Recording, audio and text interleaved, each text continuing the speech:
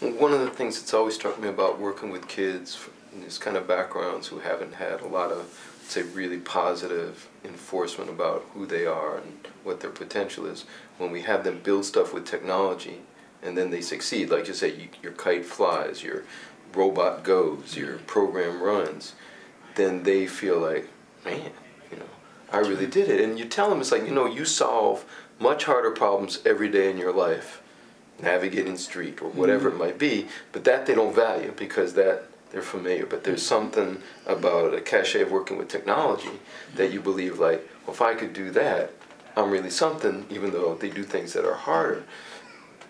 The other side is that, you know, it's again this kind of isolation. All of us learn to do anything. If we think of mathematics as a language or technology as a language, programming certainly is a language, and building things out of the technology, that it happens in a culture and it happens with reason. We have other people to support us. But if you're not in that mainstream, or it's not really around you and you're not native to that culture, you feel like, if I can't do it, it's my fault and I'm not smart enough. As opposed to, I mean, you see kids at MIT, a lot of them get by because of what fraternity they're in and who helps guide them along. And if you're not from that mainstream, you kind of feel like, God, the other guys are doing it, but I'm not. And you lose that aspect of what's in that culture. And this is another part about building around caring adults, is that people who have that passion and expertise, you often, you know, we talk about access, but often it's just access to people. It's not access to, you know, just the internet or this bit of this webpage. You say it's not just to those things, but they are important tools. But you're right, it is access to people. People who have done some things, who are willing to explore with them. And when they're in those situations, then they flourish.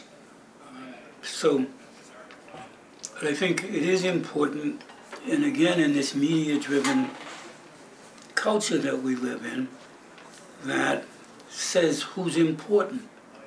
Okay, they see it on the screen, who's important. Is the big car's important, drinking beer is important, and all that.